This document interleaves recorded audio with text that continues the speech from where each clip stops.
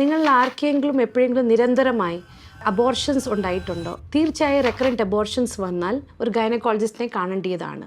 പക്ഷേ ഇതിലൊരു 15% ആൾക്കാർക്ക് റുമറ്റോളജിക്കൽ ബേസിസ് കാണാം.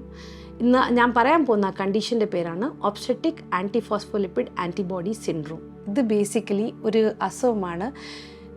ഓട്ടോഇമ്മ്യൂൺ എന്ന് പറഞ്ഞാൽ നമ്മളെ രോഗപ്രതിരോധ ശക്തിയെ ബാധിക്കുന്ന ഒരു അസുഖമാണ്. അതിൽ നമ്മളുടെ ബോഡി തന്നെ കുറേ ആൻറ്റിബോഡീസ് ഉണ്ടാക്കിയിട്ട് നമ്മളുടെ രക്തക്കുഴലിൽ പല അംഗങ്ങളിൽ ക്ലോട്ട് ഉണ്ടാക്കും. അപ്പോൾ അത് രക്തക്കുഴലുകളിൽ ക്ലോട്ട് ഉണ്ടാക്കിക്കഴിഞ്ഞാൽ സ്ട്രോക്ക്, ഹാർട്ട് അറ്റാക്ക്, തലച്ചോറിനുള്ളിൽ ക്ലോട്ട് അല്ലെങ്കിൽ സഡൻ ബ്ലൈൻഡ്നെസ് അതൊക്കെ വരാം. പക്ഷേ ഇതിനൊരു വേറെ ഒരു ടൈപ്പ് ഒരു അസുഖം കൂടെ ഉണ്ട്. അതെന്ന് പറഞ്ഞാൽ ഒബ്സ്റ്ററ്റിക് ആൻറ്റിഫോസ്ഫോലിപ്പിഡ് ആൻറ്റിബോഡി സിൻഡ്രോം. അതെന്ന് പറഞ്ഞാൽ ഒരു പ്രീവിയസ്ലി ഹെൽത്തി ലേഡിക്ക് അവർ പ്രഗ്നൻസി സ്റ്റാർട്ട് ചെയ്യുമ്പോൾ അവർക്ക് കോംപ്ലിക്കേഷൻസ് വരും. ഈ അവസ്ഥയെ നമുക്ക് ബ്ലഡ് ടെസ്റ്റ് വഴി കണ്ടുപിടിക്കാവുന്നതാണ്.